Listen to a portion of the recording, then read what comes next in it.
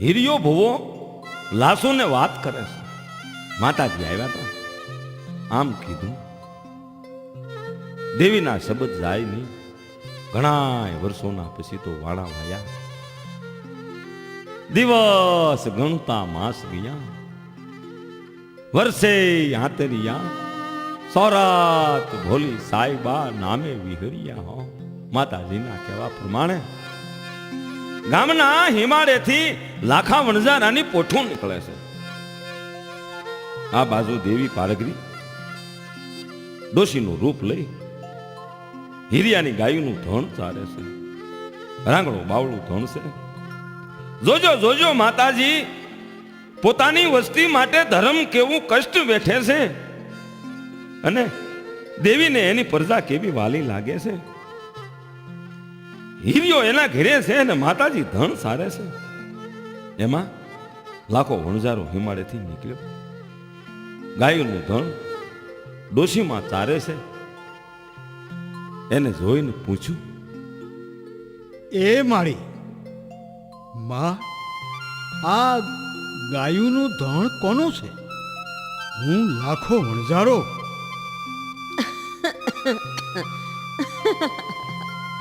દીકરા, આ ગાયનું ધણ તો હિરિયા ભુવાનું છે. ઓહો હો હો, આવી રૂપાળી ગાયું? માળી, જો આ ધણ હિરિયા ભુવા મને આપે તો એ મારે લેવું છે. અરે બટા, આ ગાયું મને બહુ વાલી લાગે છે માં. માળી માં, તમે આ ગાયુંનું હાટું કરાવી આપશો મને? બટા, જો તારે આ ગાયું લેવી હોય ને તો એક કામ કર. હા હા, બોલો ને, બોલો બોલો માળી, બોલો. એ રૂપિયાથી તો માનશે નહીં, પણ એને શરત રમવાનો બહુ શોખ છે. શરત? હા, જો કોઈ એવી શરત રમાય તો કામ બને અને તને ધણ મળી જાય. હો ભલે માળી, ભલે ભલે ને, હું એની હારે શરતો રમીશ અને શરત રમી અને ગાયુંનું ધણ મેળવી લઈશ. ભલે બટા. આમ ગામના સીમાડે જગદંબામાં મેલડી ડોશી બન્યા. લાખા વણઝારાની હારે વાર્તા માંડી અને લાખો વણઝારો હિરિયા ભુવાનું ઘર પૂછતો દેવી પૂજકના વાસમાં હિરિયાના સાપરે આવ્યું. એ જય માતાજી ભાઈ. જય માતાજી, જય માતાજી. જય માતાજી. આવો મહેમાન. જય માતાજી. જય માતાજી મહા, જય માતાજી. હા, કેમ છો મહેમાન? ક્યાંથી આવો છો? એ પરદેશમાંથી પોઈઠું લઈને આવું છું બાપુ. હા. મારું નામ છે લાખો વણઝારો. ઓહો, લાખણશી વણઝારા હા, હમારા ગરીબના ઝૂંપડે. જય માતાજી, જય માતાજી મારા વીરા. જય માતાજી બેન, જય માતાજી. હિરિયા ભુવા, હા, ગામને સીમાડે તમારું ગાયુંનું ધણ એક વરદ ડોશીમાં સારે છે.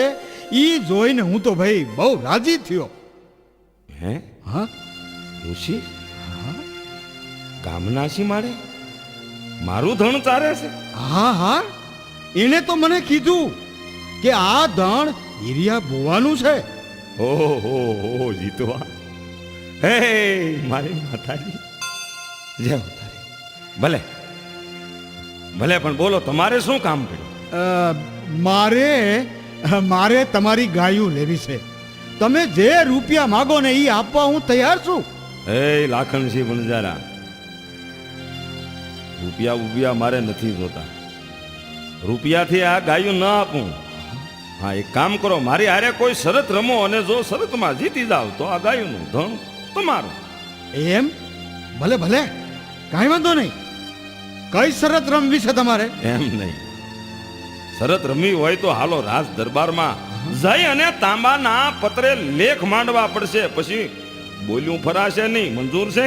હા હા, મને તમારી બધી શરતો મંજૂર છે, પણ શરત કઈ રમવી છે એ તો કયો. શરત સાંભળો વણઝારા ભાઈ, તમારી આ હવા હો કોઠું છે ને એ બધી હાંઢું ને મારા વંડા પાસેથી કાઢો અને એમાંથી જો એકાદ હાંડ કે બેગ જે કોઈ વંડામાં બેસી જાય તો એ હાંડ મારી અને આ ગાયોનું ધણ તમારું. કદાચ ને એક પણ હાંડ નો આવે તો તોય આ ગાયોનું ધણ તમારું. બોલી શરત ફરાય નહીં જેવા મારા ભાઈ. ભલે ભલે મને મંજૂર છે, પણ જો એકવાર બોલાવો અને એકેય હાંડ આવશે નહીં તો હું આ ગાયનું ધણ લઈ જઈશ. ભલે ભલે પણ હાલો રાજ દરબારમાં લેખ માંડી અને શરત રમી. હા હા હાલો હાલો. હાલ હાલો. આમ લાખો વણઝારો હિરિયો ભૂવો રાજ દરબારમાં જઈ ત્રાંબાના પત્રે પાકા લેખ મંડાણા અને શરત રમાણી હિરિયા ભુવાએ હાંઢુને હાથ કર્યો. એક પછી એક, એક પછી એક, એક પછી એક હાંઢ વંડા પાસેથી નીકળતી જાય, પણ એક કોઠમાં હાચા હીરા, મોતી, માણેક, પરવાળા, સોના, ચાંદી, અઢળક સંપત્તિ ભરેલી એ હાંઢને ડબલ દોરડાથી બાંધેલી છતાં માં મેલડીના પ્રતાપે એ જ હાંઢ એક વંડામાં આવી અને બેહી. હાંઢના તેજનું કોઈ માપ નથી.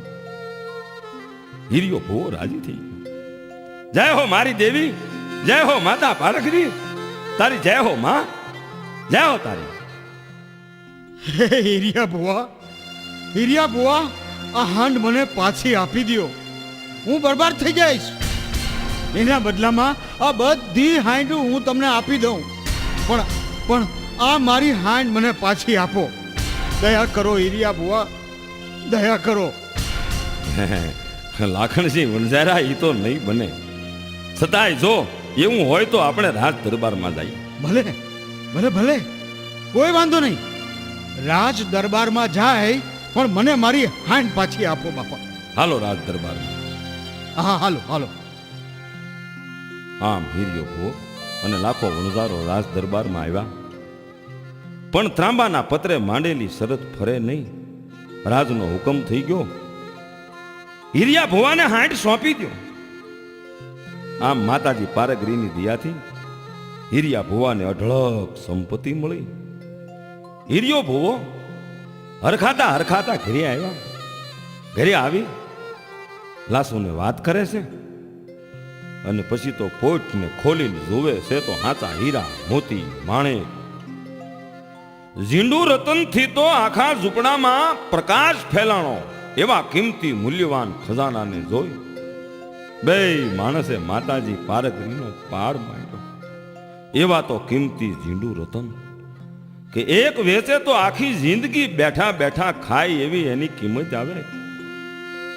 હિરિયા ભુવાને એમ થયું આમાંથી એકાદ ઝીંડુ રતન લઈ હાલ ગામમાં પારસ શેઠ વાણિયાને ઘેરે જવાની કિંમત કેટલીક આવે મને તો કાંઈ ખબર પડે નહીં. આમ હિરિયો ભુવો એક ઝીંડુ રતન લઈ અને ધીરે ધીરે પારસ વાણિયાને ઘેર આવે છે. શેઠ જય માતાજી. જય માતાજી, જય માતાજી. આવો આવો હીડિયા ભુવા, આવો આવો. જય માતાજી, જય માતાજી. હા શેઠ, લ્યો લ્યો આ વસ્તુ હું આપની પાસે વેચવા આવ્યો છું. આની કિંમત શું આવશે? ઓહોહોહોહોહો. આ તો સાચું ઢીડું રટન છે હો. એક કામ કરો ભુવા, એક કામ કરો. અત્યારે દિવસના ખબર ન પડે. કાં? આ ઢીંડું રટન લઈને તમે રાતે આવજો, રાતે. શેઠ ભલે રાતે તો આની કિંમત કહેવો ને. હા હા, જરૂર કહીશ, જરૂર કહીશ. આમ હિરિયો ભુવો શેઠ પાસેથી પોતાના ઘેરે આવ્યો. રાત પડવાની વાટ જોવે છે. સંધ્યા ઢળી અધરાત થઈ. હિરિયો લાસુડી માતાજીના થડા પાસે પ્રાર્થના કરે છે.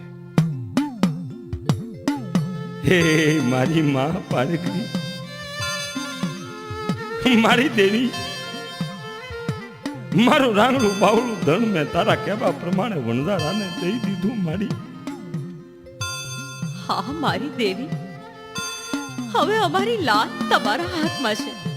માડી, ઉગતા ઝંડાની દેવી, અમારી રક્ષા કરજો માડી. હાલ આસુ માં બધું સારું કરશે. પણ હવે મધરાત થઈ